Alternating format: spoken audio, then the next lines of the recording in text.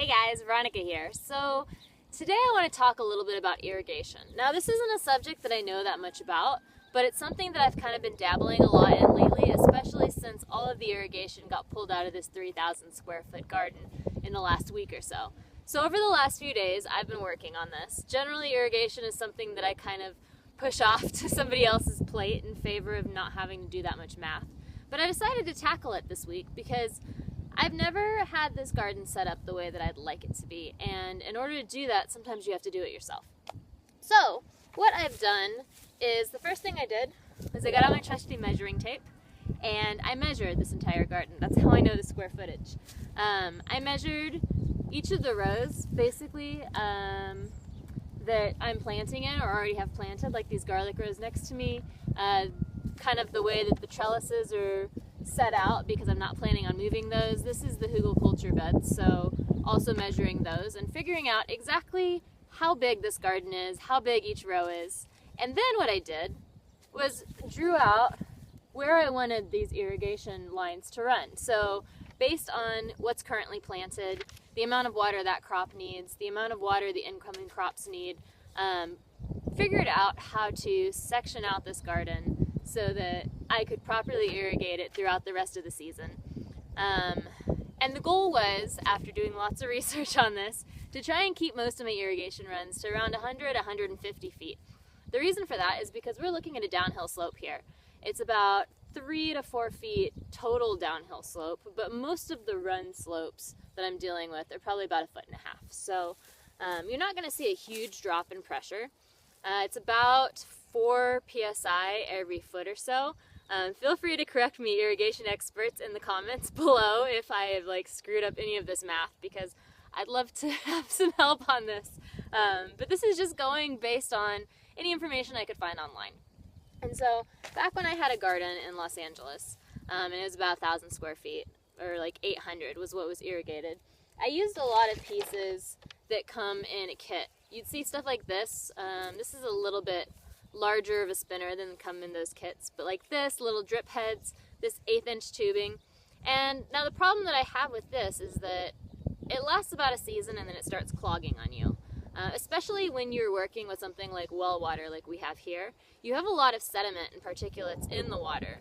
And so in order to mitigate this not spraying in the middle of your season, what we've decided to do here, and what I highly recommend even in a home garden, is to use this instead. And this is called drip tape. This is a pre-perforated, evenly spaced emitters along a line of tape that you essentially just cut and you plug into your main line. And so I love using drip tape because you don't need a lot of parts. With things like spinners and drippers, all of the bubbler heads and stuff like that, you really need lots of parts, and you have to do a lot more math, because while this one might be 1/2 gallon per hour or 1 gallon per hour, another one might be 1/4 gallon per hour, and it's just a lot of numbers for me. So what I love about this drip tape is that it tells me, this is how many gallons per hour you're looking at. Now this is a pretty standard one. We're looking at an 8 millimeter plastic, which means that it's going to last a couple of seasons. It's a little sturdier. They go everywhere from, I think it's 4 or 5 millimeter to 15, which you'd use for orchards and stuff like that. Most home gardeners are going to be using somewhere in the neighborhood of the 6 to 8. Definitely, if you can afford to get the thicker, get it, because it's going to last you longer and save you money in the long run. But since we have gophers that love to chew through everything, we kind of split the difference and get in the middle. So this is 0.46 gallons per hour. Now what does that mean? That means that's the amount of water that's coming out of each of these emitters every hour. You're going to get 1/2 gallon. So depending on what you're watering, depending on what your soil's like, that's how much water you get. Now that's actually a little bit high for where we're at because we have a lot of clay in our soil. But hear me out, because we also have a lot of sediment in our water, you need the larger emitter that comes with the higher flow rate, so that as it starts to clog and there's calcium buildup and everything else, then you won't have emitters that stop working as quickly. So 8 millimeter plastic, 0.46 gallons per hour. The spacing is every 8 inches. It's pretty ideal for no matter what you're going to plant as far as vegetables and stuff, especially if you like to plant stuff close like I do. And 12 psi. pretty standard drip tape. And so what I do with this, it comes in these giant rolls, which I need because I'm doing, you know, like 150 feet at a time, is you're going to connect this to a 5/8 main line. The only other tools that you need to do this are a couple of things. You have these barbed connectors. This is just a drip line connector. They come in like a bag of 100, although I'm sure you can buy them individually, but we buy them in bulk here. And you need something to poke a hole in your main line with. And this is a little drip tool. You can use an ice pick, you could use a very small Phillips screwdriver. I mean, there's a number of things you can poke holes with. Just make sure it's a really small hole. This is less than 1/8 of an inch hole. And so you just poke a hole into this tube, and then you push this barbed part into that hole, and then on the other end of this barbed part, you insert your drip tape face up, just kind of wiggle it on there until it pushes all the way down to the base. And then this is so nifty because all you do is just screw this up over that piece of drip tape, and then you get to find out if it's tight enough. It's not coming out. So that's how you install drip line. Like, it's super easy, and I highly recommend doing the tape instead of, again, all of these other connectors and stuff. I would use these. Maybe I'm looking at using these for my mushroom patch. I might use them in another place, but for the most part, in a garden like this, drip is going to be your best bet. Doing a drip tape or drip line instead of some sort of sprayers or bubblers is going to save you so much headache when it comes to pests and disease, and especially like fungus, bacteria, the various wilts and stuff you can get.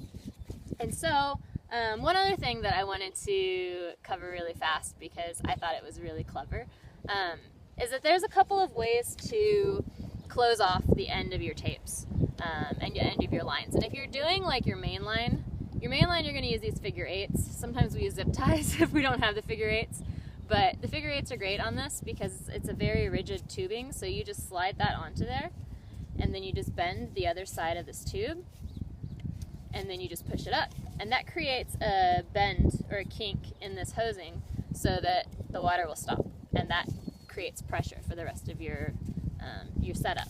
Now with the drip line, it's a little bit different, or the drip tape, because you can't use one of these figure eights because, I mean, you probably could, to be honest, and it'll pressurize, but depending on how many rows you're running,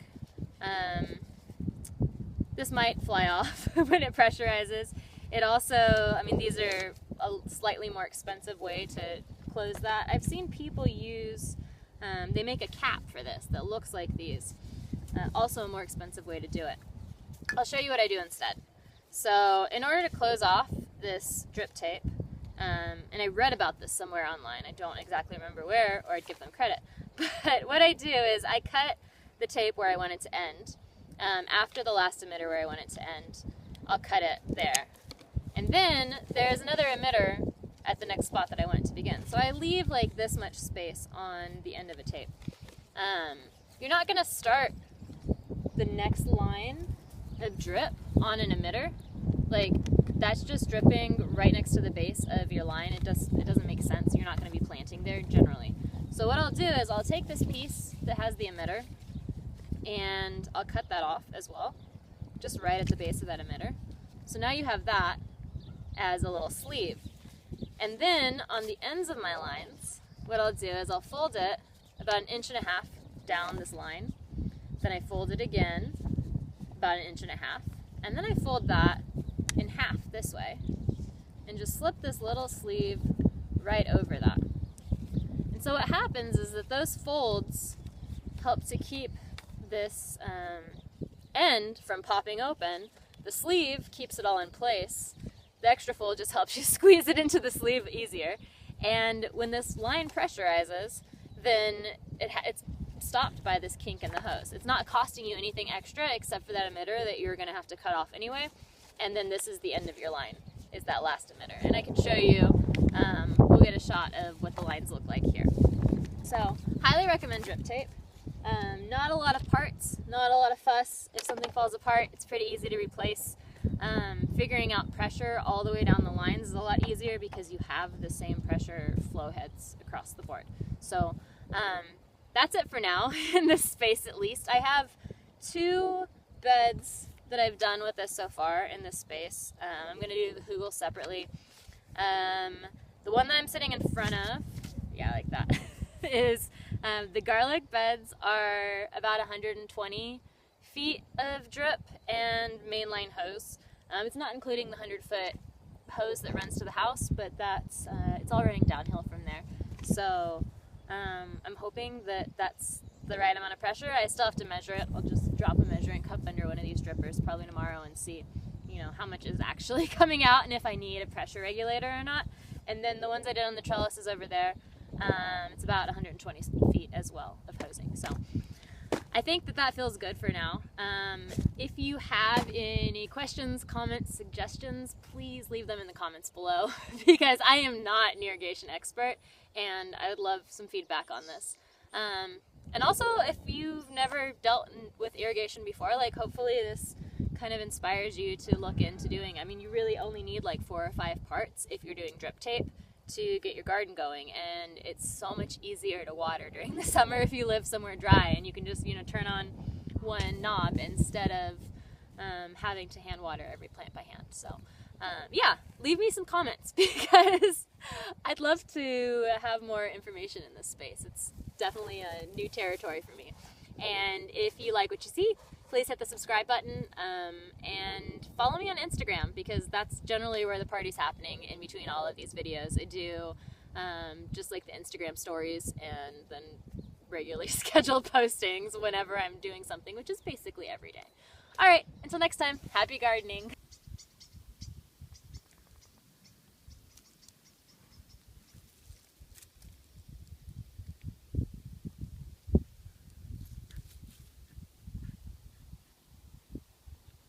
Okay, one more thing. If you're connecting to a hose or where you're connecting to the hose, you're going to want to do this piece as well.